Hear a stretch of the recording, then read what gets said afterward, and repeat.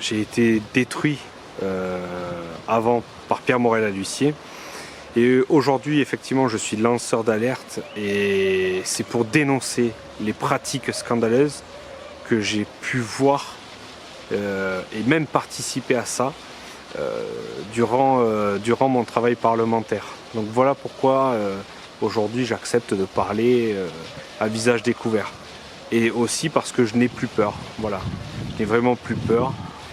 Et là, c'est un homme combatif qui vous parle et le pire moment qui me soit arrivé et qui a fait rupture en moi, qui m'a détruit d'ailleurs aussi, c'est le moment de l'élection des Républicains 48, dans lequel un jeune, donc Paul Delascaz, s'était présenté contre Sabine Dalle et où l'élection a été truquée, où on nous a demandé de récupérer des données qui appartenaient aux adhérents pour voter à leur place. Ça a été le point de rupture.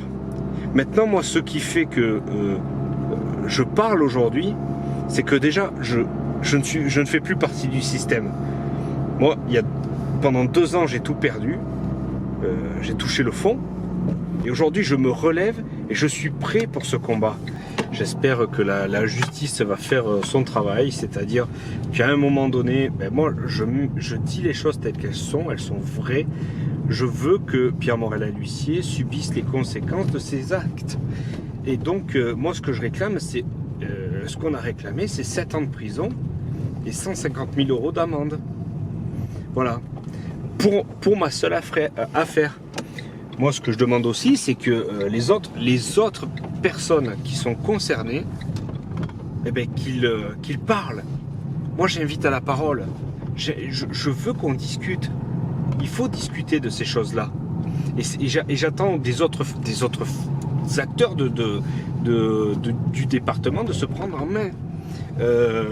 La présidente du département, par exemple, à mon avis, elle doit faire quelque chose sur ses frais kilométriques. Il me semble que le CAUE n'est pas allé assez loin sur certains moments, quoi.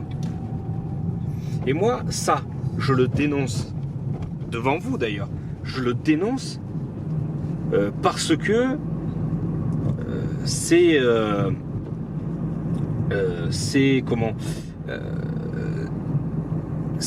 important pour le département de se débarrasser de personnes qui sont nuisibles.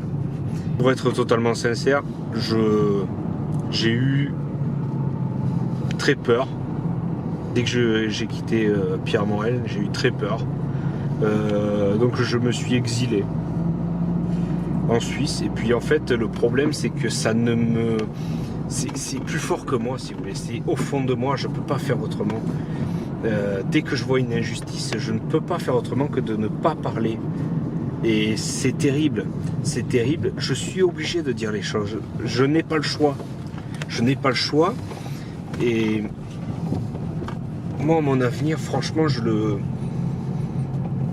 pense en Lozère aujourd'hui. Encore, je le pense à Lozère.